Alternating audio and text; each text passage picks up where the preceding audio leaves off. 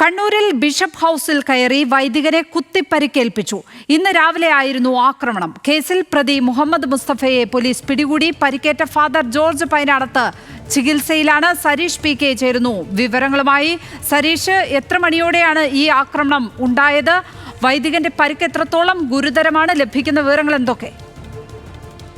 ഇന്നലെ രാവിലെയാണ് ഈ സംഭവം ഉണ്ടാവുന്നത്. സഹായം അഭ്യർത്ഥിച്ച് കണ്ണൂർ സ്വദേശിയായ മുഹമ്മദ് മുസ്തഫ ഈ ബിഷപ്പ് ഹൌസിലേക്ക് എത്തുന്നു. ആദ്യം സെക്യൂരിറ്റി ഗാർഡിനോടാണ് ഈ കാര്യം ഉന്നയിക്കുന്നത്. അതിനിടയിൽ ഈ ഫാദർ ഇദ്ദേഹത്തെ കാണുന്നു. അതിന് പിന്നാലെ ഫാദർ ജോർജ് പൈനാടത്ത് ഈ മുസ്തഫയെ കാണുന്നു. അതിനുശേഷം എന്താണ് കാര്യം എന്ന് അന്വേഷിക്കുന്നു. അകത്തേക്ക്, അതായത് ബിഷപ്പ് ഹൌസിന്റെ മുന്നിലേക്ക് വിളിക്കുന്നു.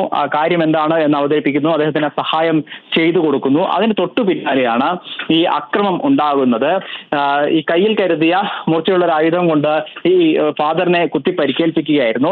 അതിന് തൊട്ടു പിന്നാലെ തന്നെ ഈ സെക്യൂരിറ്റി ഉൾപ്പെടെയുള്ളവർ എത്തുകയും ഒപ്പം തന്നെ ഈ ബിഷപ്പ് ഹൌസിൽ ഉണ്ടായിരുന്ന മറ്റ് ആളുകൾ, ജീവനക്കാർ ഉൾപ്പെടെയുള്ളവരുണ്ടായിരുന്നു, അവരെല്ലാം തന്നെ എത്തുകയും ഇയാളെ പിടികൂടുകയുമായിരുന്നു. നിലവിൽ അദ്ദേഹത്തെ, അല്ലെങ്കിൽ പിടികൂടിയ മുസ്തഫയെ കണ്ണൂർ ടൗൺ പോലീസ് അറസ്റ്റ് ചെയ്തിട്ടുണ്ട്. നിലവിൽ ലഭിക്കുന്ന വിവരം അനുസരിച്ച് ഫാദറിന്റെ നില ഗുരുതരമല്ല എന്നുള്ളതാണ്.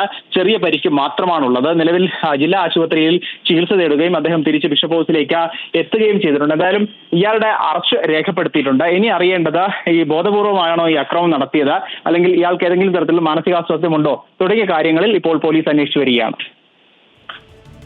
സരീഷ് പി കെയാണ് വിവരങ്ങൾ പങ്കുവച്ചത് കണ്ണൂരിൽ നിന്ന്.